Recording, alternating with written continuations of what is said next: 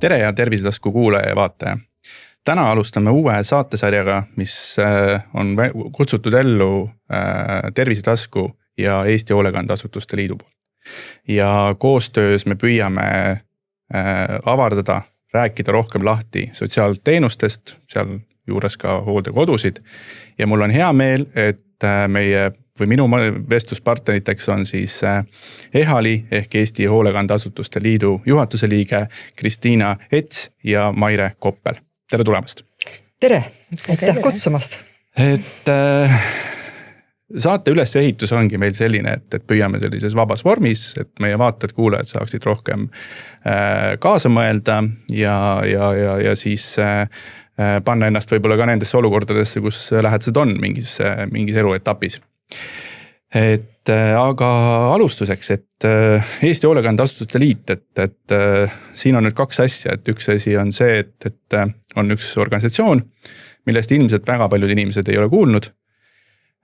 Ja teiseks on seal olnud ka nimemuutus, et äkki siis Maire räägid natuke sellest ajaloost. Algselt oli EHALi nimi ESJN ehk Eesti Sotsiaalasutuste Juhtide Nõukoda.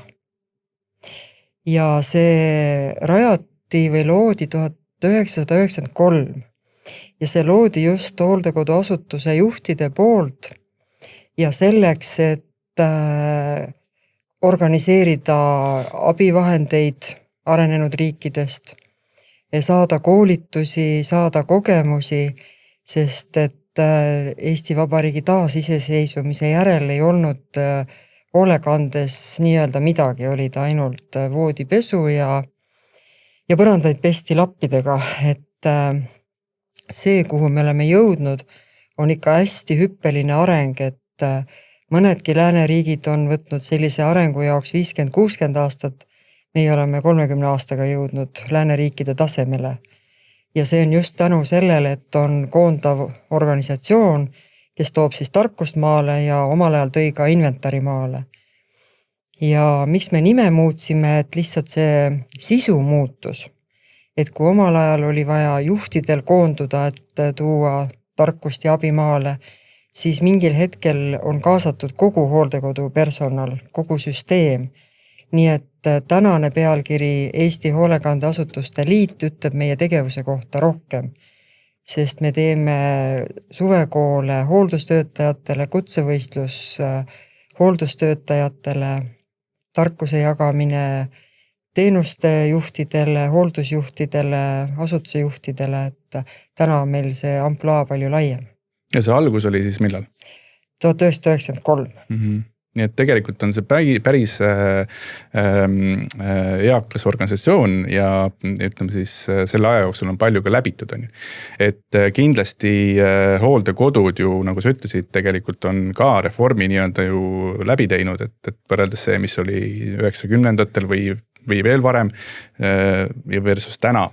Aga mis murekoht on ju see, et meie natukene võib-olla arusaamad ühiskonnas on jäänud samaks. Ehk et me võib-olla olemegi oma teadmistes kinni selles, et kuidas olid need 90-ndatel need hooldekodud ja meil ei ole enam arusaama, mis on täna toimub, et võib-olla natukene nagu räägiks seda ka, et kui ma näiteks panen oma lähedase sinna hooldekodusse, et mida mul on õigus nõuda ja mida ma saan nii-öelda selle raha eest?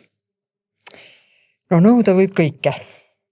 Aga saab selle eest kvaliteetse majutustingimuse, mis tähendab seda, et mina julgen öelda, et EHALi liikmete seas on ikkagi hooldekodud, kus võib öelda, et see on just kui hotelliteenus. See tähendab, et on puhtad toad, puhas, ilus voodipesu ja sinna lisandub siis kõik hooldustoimingud. Kas see on ravimi võtmine, isiku hügienitoimingud, mida iganes tema selle hoolealuse aktiveerimine ehk siis, et lähme kõndima, lähme õue, teeme väikseid võimlemisharjutusi, et see on nagu täis teenus inimesele, kes üksinda kodus enam hakkama ei saa.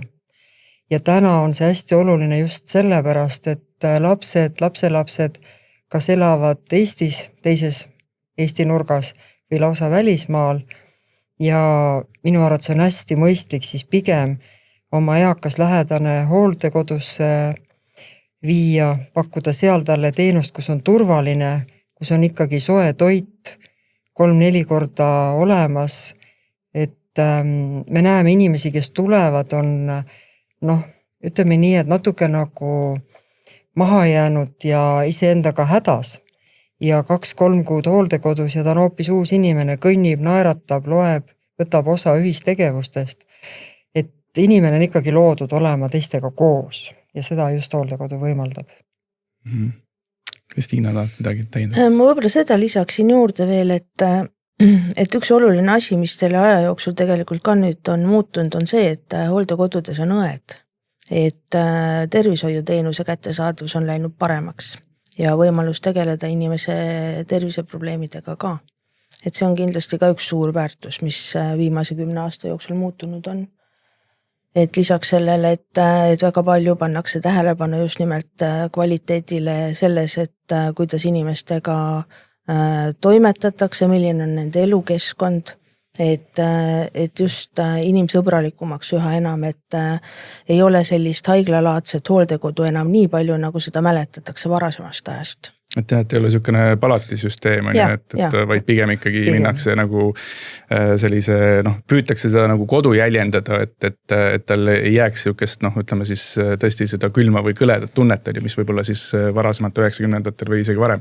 Et mina isiklikult ju mäletan seda aega ka natuke ja see oli natuke selline kurb. Ja minul on muideks sama mälestus, kui ma õppisin sotsiaaltööd ja olin praktikal kunagi hooldekodus, siis ma mäletan, et see võrdlus oli ikkagi väga drastiline, mis oli siis ja mis on ikkagi praegu, kuhu me jõudnud oleme nüüd.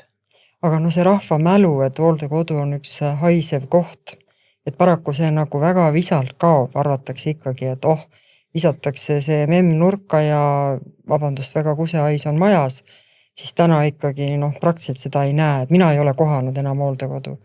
Et pigem on ju täna juba konkurents, tänu sellele, et meil oli 2 aastat tagasi hooldereform ja kas siis nüüd rohkem või vähem ikkagi kohalik omavalitsus maksab hoolduskulu ja selle võrra on ikkagi lähedastel natuke kergem, oleneb nüüd hooldekodu või selle kohaliku omavalitsuse rahakotist, aga see on suur reform, sest varem pidid inimesed kõik ise maksma ja see oli karm. Et täna on ikkagi KOV tuleb natuke appi ja see tuli välja ka siis, kui see reform oli toimunud, et tegelikult tuli hüppeline nõudlus hooldekodu kohtade järele. Inimesed julgesid viia oma eaka hooldekodusse, teades, et nad jõuavad maksta. Et ealisse kuulub praegu 56+6 või? Jah. See on siis 56 on siis hooldekodu ja 6 on siis tavaliiget. Eraisikud. Et kui nüüd vaadata nagu selle ehali poole pealt või et ühiskonna poole pealt, et kuidas me nagu, mis kasu saab näiteks nii-öelda siis ühiskond sellest, et on olemas ehal, et kas see on selline nii-öelda tore kooskäimiskoht, mis väga paljudes tänases MTÜ-des tegelikult on, et sellepärast on ka ära natuke lörtsitud see, et või tuleb sealt päris niisugust sisulist nagu teavet ja võib-olla kutsutakse ka mõni hooldekodu natuke korrale? Ma võib-olla natuke selles mõttes räägin enda ajaloost, et kui 10 aastat tagasi mina asusin tööle asutuse juhina, ja mul ei olnud erilisi teadmisi sellest tööst üle üldse, et see oli niisugune suhteliselt pea ees vette hüppamine. Aga siis kutsuti mind tollasesse ESJN-i ja peale seda ma olen saanud väga palju tuge ja toetust kolleegidelt ja väga palju informatsiooni, et see on nagu üks selliseid ma ütleksin, et alustalasid ka, et miks asjad areneda võiks, eks ju. Et kui juhid omavahel vahetavad häid kogemusi, saavad üksteisele toetuda ja nõu. Ja nüüd seda enam veel, kui organisatsioon on kasvanud, et palju kaasatakse ka hooldustöötajaid, hooldusjuhte, et seda informatsiooni liigub palju rohkem ja sellist head kogemust ja mis omakorda siis tõstab kvaliteeti. Et see on nagu üks selle ühingu selliseid suuri asju ja minu arust see hüpe nagu just viimastel aastatel on väga suurelt tulnud, et väga palju on olnud uusi liitujaid ikkagi. Ja teine asi on see, et me osaleme ju ka väga palju tegelikult igasugustes töögruppides, Sotsiaalministeeriumi töögruppides, Sotsiaalkindlustusametiga on meil väga tihe koostöö, teiste ametkondadega, me viime nendeni meie muresid, nemad küsivad meilt nõu, et selline vastastikune kasulik koostöö, et see on nagu ka väga oluline. Aga ma küsin korra vahele, et kas see nõu kuulatakse? Mina arvan küll. Ja tead, ma isegi siin kõrval ütleks selle, et suheldes mõnede hooldekodu juhtidega, kes ei ole meie liikmed, siis ma olen saanud sellist tagasihoidlikku tagasisidet, et äkki me veel ei ole nii head, et teiega liituda. Et nagu selline ühiskondlik vastutus, et kui ma juba liitu kuulun, siis mul on teatud vastutus. Suurem, vastutame niikuinii, aga liidus olles on see vastutus suurem, sest tuleb liidu liige külla ja ütleb, et oi, keegi ju seda ei taha. Nii et on neid, kes ei võib-olla julge liituda, aga need, kes on liitunud, need pigem, nagu sa ütlesid ka, et see omavaheline hea koostöö, hea olemine, ka seda on vaja. Ja näiteks, kui mina omal ajal liitusin, ka kutsuti ja liitusin rõõmuga, et ma olin juba päris pikka aega olnud hoolekande asutuse juht. Ja ma tundsingi, et ma tahaks rääkida just teiste juhtidega. Et kuidas nad on mingi probleemi lahendanud või ka see, et ma ei saa kõiki probleeme koju viia, et kodused nagu pilgeni täis ja nad ei valda ju teemat. Nii et minu jaoks oli see liitumine just see, et ma sain rääkida enda sugustega, enda keeles, mind mõisteti ja pluss see just, et ka töötajatel, et minu jaoks see suvekool oli nagu ülihea, sest et asutused juba tegid seda, oma asutusega käisime ka väljas, aga ainult oma töötajad. Aga kui saime juba üle vabariigi teiste asutustega kokku, siis töötajate tagasiside oli ikka see, et vau, igal juhul lähme veel. Nii et kõik see kokku, nii nagu üks organisatsioon on, et kes mida kuuleb, kes mida annab, iga üks saab erinevalt, aga ometi on see oluline. Aga Eestis on veel üks selline organisatsioon või? Jaa, et on BSKL, Balti Sotsiaal Kvaliteediliit, issand midagi sarnast, vabandust. Aga et nemad on olemas, meil on olnud ka jutud, me võiksime liituda, aga tookord me jäime selle taha, et on olnud olukordi, kui me oleme pidanud tegema kriitilisi kirju, kas siis Sotsiaalministeeriumisse või Sotsiaalkindlustusametile ja mis seal salata, kui kirjutab 2 organisatsiooni alla, on mõju suurem. Nii et praegu me rõõmsalt toimetame käsi käes, aga eraldi. Aga et nagu ma aru saan, siis tegelikult see EHAL võiks olla nagu selline kvaliteedimärk, on ju, et mis, kui me nagu võrdluse toome näiteks ütleme toidumaailmast, et on parim Eesti toode või teenus kuskil, et siis see oleks nagu see, et kui sa kuulud sinna liitu, siis sul ongi see, nagu sa ütled, on sul vastutus teiste ees, ka see on liidu, ütleme siis, kes see liidus on ja siis, et sa pead natuke enda nagu, ütleme siis korrastama. Näo puhta hoidma. Selle poole me püüdleme. Ja see on nagu hästi, ja näiteks, mis me omavahel saame ju rääkida, ongi see, et kust sa mähkmed tellid, mis hinnaga sa said. Meil on olnud jutud võib-olla teha mingeid ühishankeid või siis koristusvahendid, et need on ju meeletult, tuleb uusi tooteid peale, ma ei suudaks üksi iial neid ära testida. Aga siis on nagu hästi hea, et sina proovisid neid, mina neid, sina neid, vaatame, kuidas sina andsid hinnangu. Ja see on ka see, et me pea kõik ise katsetama. Ja meie ühisüritused, seal on võimalus olnud ju tootepakkujatel käia ja tutvustada oma tooteid, et see on ka jälle suur väärtus ja jälle väga palju uut informatsiooni ja võimalusi. Ja sa enne küsisid, et kas me nagu anname teadmist, et et me oma nendele kas koosolekutele või suvekoolidele kutsume erinevaid esinejaid, mis iganes.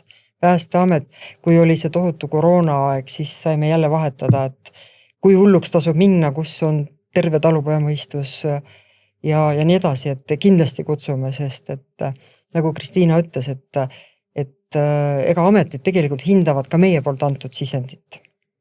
Ja kust nad mujal seda saaks. Ja ükski ametnik ei jõua käia kogu vabariigi hooldekodusid läbi, et kes mida arvab. Nii, aga siis 2 teemat võtaks veel, et üks on töötajate leidmine. Et tegelikult on nii, et ma laiendaks seda veel selliselt, et kui vaadata jällegi ühiskonna vaatest, et me peame seda sotsiaaltöötajaid ikkagi tunnustama. See ei ole ainult üritus 1 kord aastas, vaid tegelikult on see aitäh ütlemine iga päev.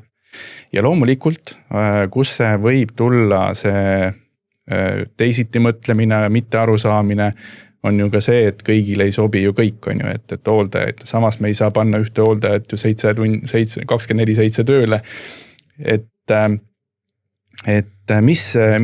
Mida peaks tegema või kuidas seda esitlema, et sotsiaaltöötajaid esiteks, et meil tuleks neid noori õppureid ja nad jääksid selle peale. Ja teiseks, et nad tunneksid, et võt, ma teen seda tööd, üks asi on see, et mulle meeldib, aga ma tunnen ka seda, et mulle iga päev, mitte pildikult öelda aitäh, vaid et ma tunnen seda nagu toetust ühiskonna poolt. Ma mõtlen, et see on ka nagu üks teema, mis on nagu meie jaoks oluline ja miks me ka avalikult oleme hakanud rohkem rääkima. Et just see sama hooldustöö populariseerimine ka noorte seas ja tutvustamine, sest paraku väga palju jõuab negatiivset just meediast igalt poolt inimesteni. Ma saan aru, et sellel on niisugune väga huvitav, eks ju, kõigil kuulda, kui midagi halvasti on, eks, ja häid asju võib-olla nii tore ja huvitav ei ole kuulda, et on hästi, eks, ja kõik, eks. Aga proovime rääkida just sellest ka, miks see töö on oluline, eks ju, mille jaoks me seda teeme, miks noored võiksid osaleda. Ma arvan, et hästi oluline on hoida oma asutused avatuna. Meie võtame näiteks praktikale kõiki, kes tahavad tulla ükskõik millisest valdkonnast praktiliselt. Ja mina näiteks ütlen küll, et noori on hakanud järjest rohkem tulema ja nad hea meelega töötavad ja nad on selline hästi suur lisaväärtus ikkagi majas ja hoopis teine õhkkond on, kui on nii noored kui vanemad inimesed tööle, et mitmekesisus on alati väga suur väärtus. Ja just seda tähenduslikkust anda, et minul on ka õnne, et meil on täitsa noor inimene tööl, küll lõpetab nüüd kooli, aga ma ütleks, et meie üks parimaid töötajaid 21-aastane, et ma tõstaksin ta kõrgele püünele, et vaadake, et noor inimene võib olla väga-väga hea töötaja. Et näiteks meil on olnud, ikka on neid mõni memm või taat, kes näiteks ei taha pessu minna. Et homme lähen ja tütar keelas ja poeg keelas veel rohkem aga meie ju peame ta ikkagi pessu meelitama, et ta ikkagi käiks saunas ära. Ja ma võin öelda, et meie see kõige noorem töötaja suudab kõik ära rääkida. Kõik lähevad naeru näoga. Ja mõni eakam töötaja siis ütleb, et ei, ta ei tule mitte kunagi minuga. Et see on nagu hea näide, et noored suudavad palju rohkem ja mis meie noor inimene välja tõi just seda, et see on tähenduslik töö, mida noored tahavad. Et ta päriselt näeb, et sellest tema tegevusest on kellelgi parem ja tunneb ennast paremini ja mis sa salata, et kui ma näen, et sul läheb hästi, siis ma tunnen, et ka mul läheb hästi.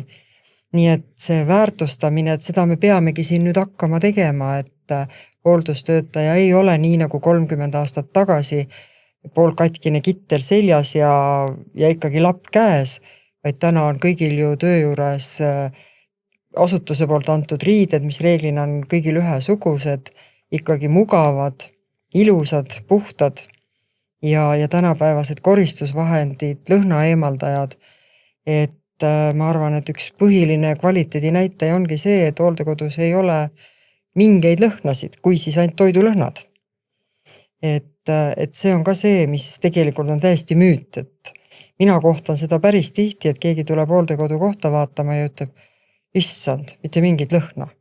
Ja mina tahaks öelda, et ammu pole lõhna. Nii et see on see, millest peame rääkima. ja eks see EHAL-i, mida me siin üritame EHAL-i saatesarja teha, on ju tegelikult eesmärk ikkagi populariseerida nii sotsiaaltöötajaid, hooldustöötajaid, kui ka tegelikult anda sellele kvaliteedi küsimusele nagu teine rõhuasetus. Aga miks on ikkagi nii, et me ikkagi mingi aja tagant jälle kuuleme sellist, ühed üritavad teha nagu head, ja siis tuleb üks artikkel, kes siis selle kõik nagu ära purustab. Ja kui vaadata nende artiklite sisusid, siis see on nagu ühepoolne, et ei saa ju olla nii, et me kirjutame ühest hooldekodust, ühest juhtumist, aga tegelikult me ründame kogu sektorit.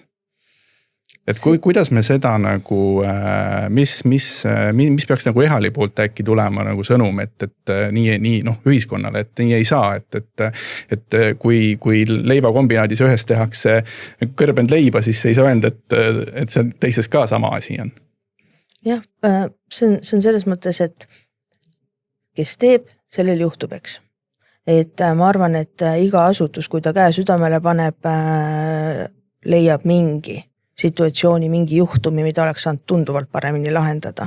Et kõigil juhtub, aga eks see ongi see, et tuleb rääkida asjadest, tuleb rääkida põhjustest, tuleb vahest ka tunnistada lihtsalt, jah, tegimegi valesti ja nüüd õppisime sellest ja teeme paremini. Et see on täiesti eraldi saate teema, miks asjad juhtuvad.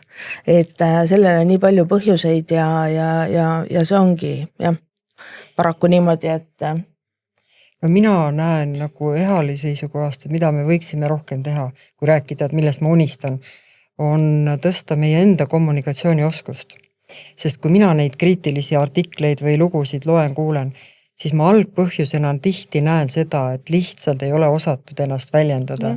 Selge on see, et kas inimene, kes on asutuse teenusel või tema lähedane, on ärevam, teab süsteemist vähem, tal on ootused, mis võib-olla ei ole hästi ära lahti räägitud ja siis, kui nüüd veel seal kas hooldustöötaja või hooldusjuht ütleb mingi ebasobiva lause, et aitab sellest, kui ta teie ka veel siin ja ongi tüli majas. Et selles suhtes, meil on ikka endal ka areneda päris palju, et need samad kommunikatsiooniteemad ei jõuaks lahvatada mingi nagu üldise teemana, et ega keegi ei analüüsi ju, miks see tekkis. Aga kui nüüd EHAL-il on see ka väga üks oluline teema, et kas seda kommunikatsiooni võiks võib-olla rohkem, kas need lugusid räägite omavahel ka niimoodi koosolekul, ma ei ütle, et kõik üks inimene tuleks ette võtta, aga võib-olla situatsiooni analüüsid, et need selliselt asi juhtub, mis see võis olla see põhjus, et me ju kõik näeme, et tegelikult inimene, kes on kriisis või ei mõtle väga selgelt, siis ta mõtleb, et nüüd ma neile näitan, on ju, et aga tegelikult on ju väga paljuski jäänudki kommunikatsiooni taha, aga need asutuse juhid on ka mõnes mõttes selle vastustega hiljaks jäänud, et kui me läheme juba meediasse jõuab, siis tundub, et eelnevalt ei ole nagu seda maha tõmmatud, seda ei ole suheldud omavahel. Ja inimene aetakse, seda rohkem ta põlema läheb, on ju. Nii et kuidagi jah, seda tuleks nagu, kas seda analüüsitakse, ma küsin. Praegu ma mõtlengi, et paraku on nii, et neid juhtumid, need ei ole olnud väga EHAL-i liikmed. Et meil on küll hea traditsioon, et kui nüüd on olnud EHAL-i liikmel mingi ebameeldiv juhtum, mis iganes, et siis ta paneb meie enda listi, et mul oli selline juhtum, see jõuab meediasse ja minupoolne selgitus.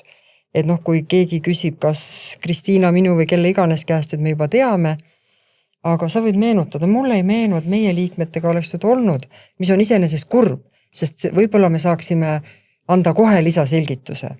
Nüüd me loeme. See ei ole kurb, see on väga hea, aga. Ei selles suhtes, et me ei saa nagu aidata, jah. Ja see on ka see, mida nagu kardetakse, et võt see sama nagu ma enne ütlesin, et see vastutus. Tulen EHAL-isse, mul on topelt vastutus. Aga ma meenutan siin juures, et see oli siis aasta tagasi või? oli meil ju lausa juhtidele meediaga suhtlemise koolitus ühel kevadkoolis vist oli see. Jah, et selles suhtes me selle teemaga tegeleme, me oleme väga teadlikud sellest, et see on probleem. Aga siin tuleb see ju ka, juht läheb ka ärevaks, me peame oma emotsiooniga toime tulema. Kas ma hetkel tulen, et ega see ei ole ühe päeva koolitus. Et eks mingil määral see on see, kus me saame ise areneda kõvasti. Aga sellel juhil on teadmine, et tal on olemas tugi ühingu liikmete näol. Et ta saab kindlasti alati pöörduda, küsida nõu, tunneb toetust ikkagi, et selles suhtes. Ja. Et isegi kui ta ei saa ise ka aru, et läks halvasti, ta teab, et me ei tambi teda mutta, vaid pigem võtame siis analüüsime, et kuidas järgmine kord teha. Minu arvates iga nii-öelda õnnetus on õppimine järgmiseks korraks. Ma mäletan siin sotsiaalmeediast siin mõni aeg tagasi, mitte küll ammu, näitas väga ilmekalt seda, et kuidas inimese, vähemalt üks inimene mõtles hooldekodu vaatest, et kui öeldakse, et see kohatasu, et see on kallis, on ju, siis hakkas ta seal rääkima, et aga palju see inimene siis sööb. Et mulle tundubki, et me peamegi võib-olla tegema nii, et selle listi, et kui palju seal neid asju on ju, mis selle kohatasu sees on.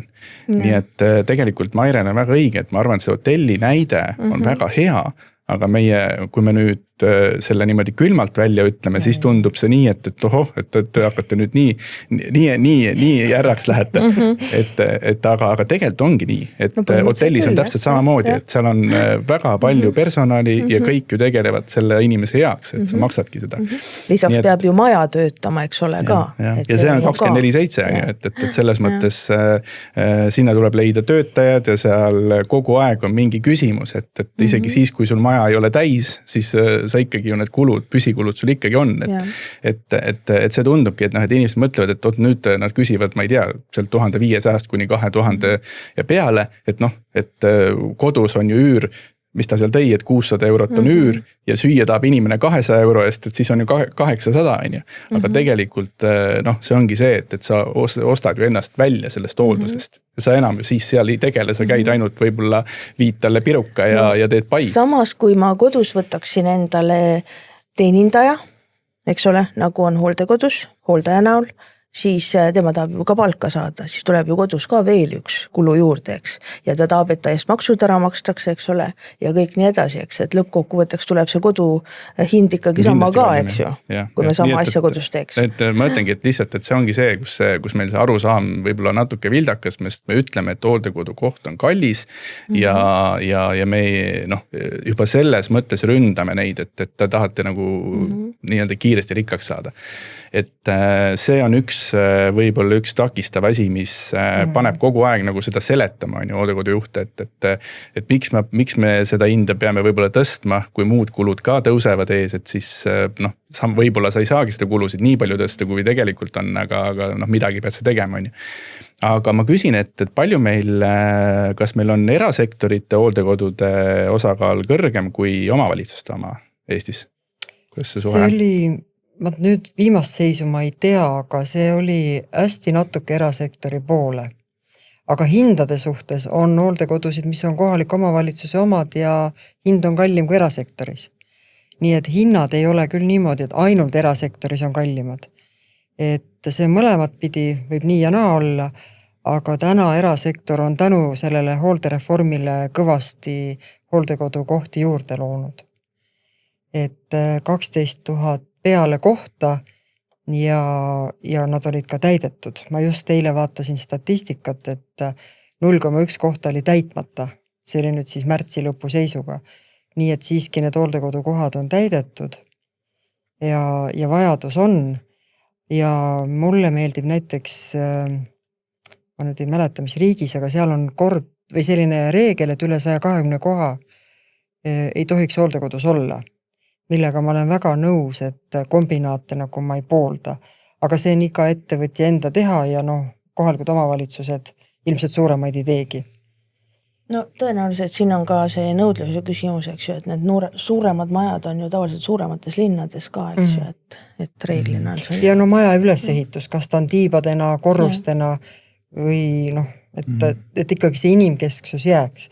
Aga selle hotelli näite põhjal ma tooks veel selle, et hotellitöötaja reeglina ei pea väga suhtlema hotellis ööbijatega, aga nüüd hooldekodu hotellis nii-öelda peab hooldustöötaja pidevalt suhtlema oma hoole all olevate inimestega, et tema on see, kes hoiab seda vaimset tasakaalu, seda omavahelist läbisaamist, seda erksust, nii et tema on ülioluline ja tema tahab palka saada ja võiks saada palju rohkem kui hotellitöötaja. Aga nüüd selline lihtsalt nagu mõttekoht, et kas meil peaks olema erasektorit rohkem hooldekodu omanikke või omavalitsusi? Et siin on tegelikult meedias ka räägitud sellest, et kipub nagu minema nii-öelda monopoliks, et erasektor võtab selle kõik üle ja siis hakatakse hinda kruttima ülesse. Et omavalitsusel jäävad nagu, kui tal ei ole enda hooldekodu, ütleme nii-öelda, siis ühel hetkel on nii, et ta ei jõuagi seda erasektori teenust osta. Võib-olla sa, Kristiina, sina oled ju omavalitsuse all. Meil on siin omavalitsus ja erasektor, eks ju. Et mina ei tea, ma ei ole nagu selle peale nii väga mõelnud, võib-olla senimaani, kuni erasektor ei hakka väga aktiivselt raha lugema, on kõik hästi, et ma ei julge praegu küll öelda niimoodi, et erasektor kuidagi on nii suurelt ärile keskendunud, et kuidagi see teenuse kvaliteet nagu alla läheks tänu sellele. Et võt sel juhul tekiks probleem.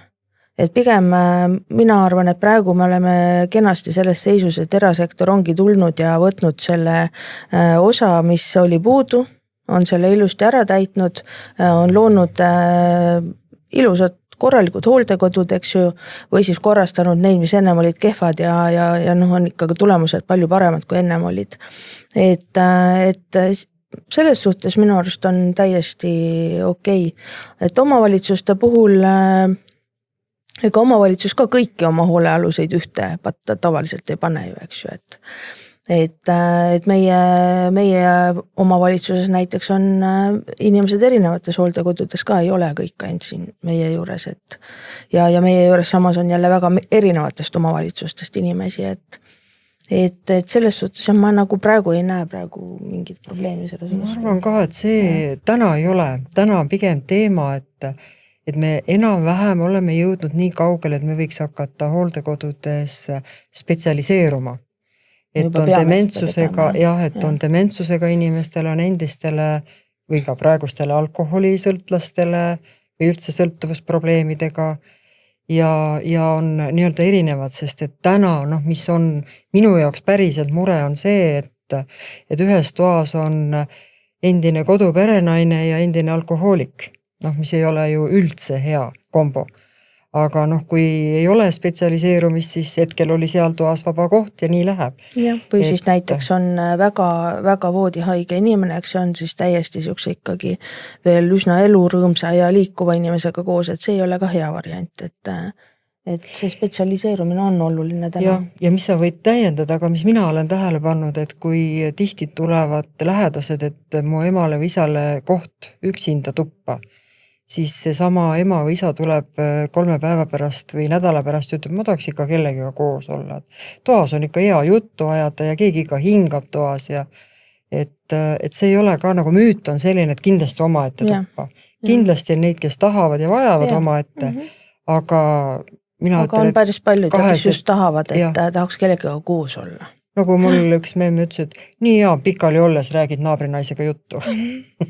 Aga nüüd, kui nüüd saadet vaatab ja kuulab üks inimene, kellel on probleem täna just see, et tal on oma lähedane ja tal on vaja hooldust. Et mida ta peab tegema, kuhu ta peab pöörduma ja kas tal on võimalik hooldekodu valida ja kas sellega kaasneb ka see hooldereformi nii-öelda see süsteem kaasa.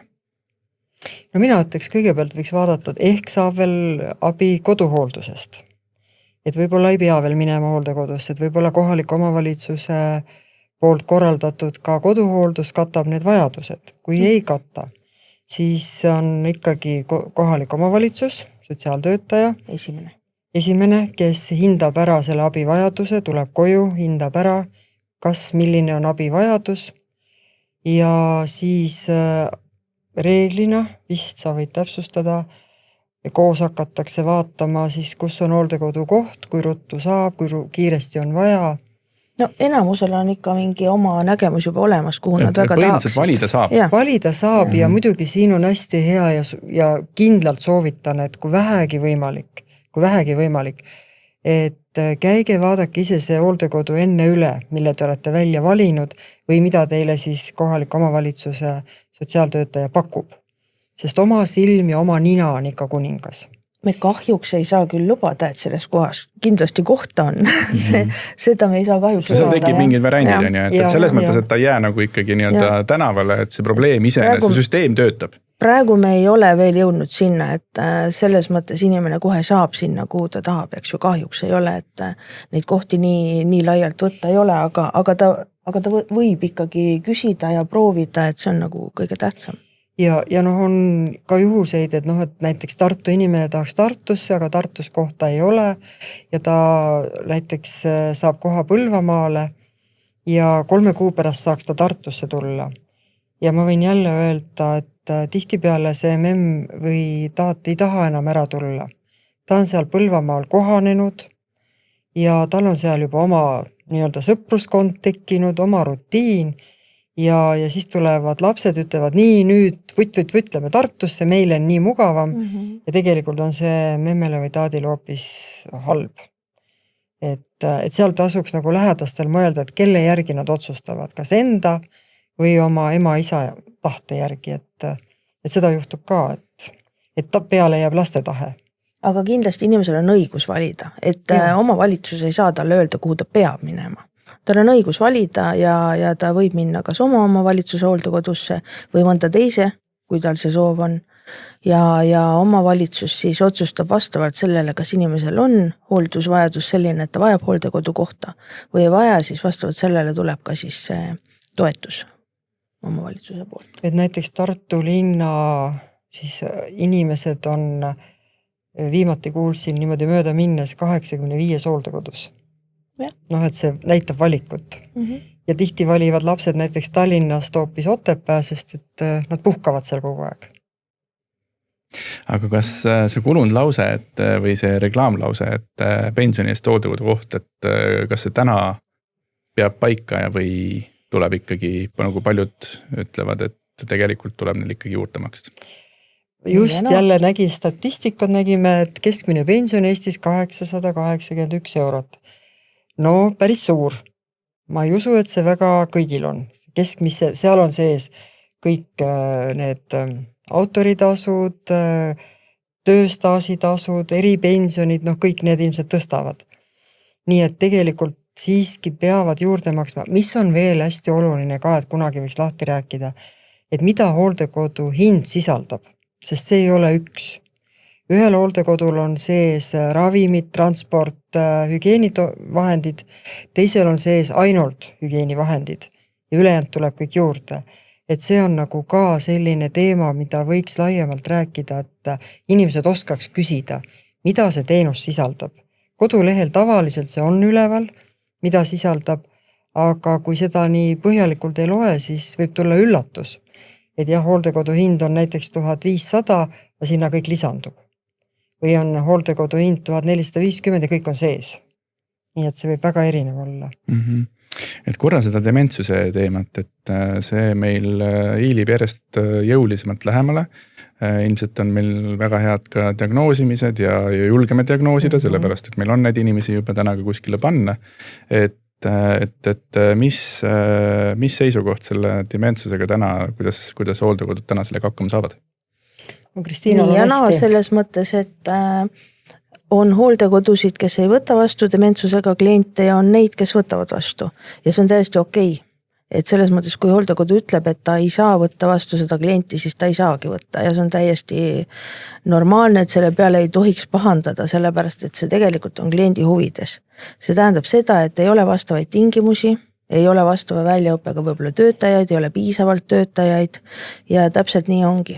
Ja paraku meie võtame vastu küll dementsusega kliente, aga järjekord kõige pikem ongi just sellesse osakonda ja kahjuks me saame aidata väga väheseid. Et ma arvan, et see ongi praegu kõige vajaminevam teenus, et selles suhtes jälle spetsialiseerumisest rääkides võikski olla täiesti selliseid hooldekodusid, kes spetsialiseeruvadki just nimelt dementsusega klientidele rohkem.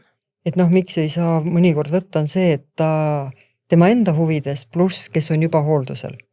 Et kui ta on ikkagi rahutu, ta ei orienteeru, kelle toas ta on, ta ei orienteeru, kelle asju ta võtab. Et me ei saa sellisel juhul võtta, sest et siis oleks terve maja ju häiritud. Et me peame alati seda tasakaalu vaatama, et mis tasemel tal on ja näiteks kui ta ikkagi meie hooldusel see dementsus nii palju süveneb, et ta vajab juba täiesti eraldi osakonda, et ta huigub, ei maga öö ega päev, et siis ta vajab eraldi osakonda, et ei saa hoida teda teistega koos, sest et siis on ka teised häiritud ja tema ise ka. Lõpuks ei ole kellelgi hea olla ja. Küsin nüüd sellise viimasel ajal väga populaarse nii-öelda siis teemana, millega riik püüab ka lahendust leida, on erihoolekanne ja Maire, sina oled selle, kuidas ma ütlen, et selle esindaja, et kuidas praegu selline seis sellega on, et me teame, et inimesi on väga palju järjekorras, meediast loeme, et keegi sellega otseselt ei tegele, see on võib-olla alarahastatud. Et kas nüüd, ma saan aru, et Riigikogu sotsiaalkomisjonis on need teemad nagu tuliselt laual, aga kas sellest ka midagi nüüd nendele inimestele, kes ootavad järjekorras, muutub? Et lihtne vastus on, et kas täna midagi peopesal ei ole. Peopesa on tühi. Et mis teeb kurvaks on see, et see oli siis Sotsiaalkindlustusameti juht proua Maripuu, kes oma raadiointervjuus vihjas sellele, et erasektor ei taha kohti luua. Siis ma ütleks, et see on ehe näide demagoogiast, et miks ei tule kohti, on ju see, et pole raha. Et ma ei saa teha ühtegi teenuskohta, kui see raha kas on olematu või on nii väike, et see ei katta ära tööjõukulu.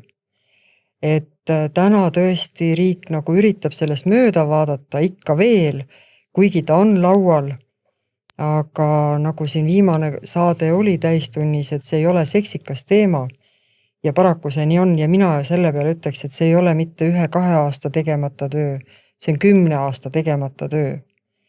Nii et see on väga karm, et inimesed ei saa teenust ja tulemuseks ongi see, et nad ei saa alguses kergemaid teenuseid, näiteks toetavaid teenuseid, ja siis nad ühel hetkel vajavad kõik kas ööpäevaringsid või lausa tugevdatud järelevalvega teenust, mis on kordades kallim ja mida on kordades vähem. Nii et see erihoolekanne on täna väga hapus seisus. Kahjuks. Aga erihoolekande asutuste liit on ka olemas või? On, ja mul on õnne ka seal. Aga EHAL ja erihoolekande asutuste liit, nemad nagu, siin ei ole selliseid, need on täiesti erinevad asjad, jah? Et kas era või... Ei, ma mõtlen, et kas EHAL... Need on erinevad, jah. Need on jah erinevad. Meie liitu kuuluvad küll ka erihoolekande teenuse pakkujate osad. Ja meil on isegi viimasel üldkoosolekul sai välja käidud mõte, et teeme täitsa eraldi erihoolekande nii-öelda osakonna või mis iganes rakukese, et olla just see hääl riigile, et palun, võtke ja hakake selle teemaga tegelema, et me isegi ei ütle, et tehke lahendus, vaid hakake sellega sisuliselt tegelema. Sest sisuliselt täna ikka ei tegeleta, veeretatakse nagu kuuma kartulit ja umbes nii, et tehke, vaadake ja olge ja tulge ja andke, aga mismoodi, kuidas. Aga täna käib erihoolekande reform. Loodame, panustame sinna kõvasti, et ehk midagi muutub. Aga kui täna riigi töötajad räägivad ja ka riigi aktsiaselts hoolekande teenused ütleb, mis me räägime teenustest, kui raha ei ole, siis tegelikult mina kui teenuse osutaja ei saa otsustada, kas raha on või ei ole. Minul on inimesed toas, kes vajavad teenust, minul on kohad, et neile pakkuda teenust, aga mul ei ole raha, mille eest teenust osutada. Nii et mina ei võta raha jagamist enda peale, vaid mina näen inimest. nii, aga saate aeg on meil läbi saanud ja tegelikult see esimene avasaade sai puudutatud ühte ja teist teemat ja tegelikult koorusid siit juba järgmiste saadete siuksed konkreetsemad teemad. Kindlasti on see hooldekodu nii-öelda siis teenuse lahtikirjutamine hästi oluline, et järgmises saates kindlasti üritame selle rohkem niimoodi pulkadeks võtta ja lahti seletada, mis siis ikkagi selle raha eest saab. Aga aitäh selle esimese saate Mina eest. tahaks veel lisada, et tasub meid kuulata, vaadata, sest meil on plaanis ka ikkagi kutsuda jurist, kes räägib, mis on olulised toimingud enne, kui ma vajan hooldekodu kohta või enne, kui mu ema-isa läheb hooldekodusse. Et see juriidika pool saaks ka korda, sest sellest ei ole ka räägitud või siis siiski vähe. Aga see on ka hästi hea teema üle rääkida. Kindlasti. Et nii nagu head vaatajad, kuulajad kuulsite, teemasid on, kuumasid teemasid meil jätkub, nii et kohtume järgmistes saadetes.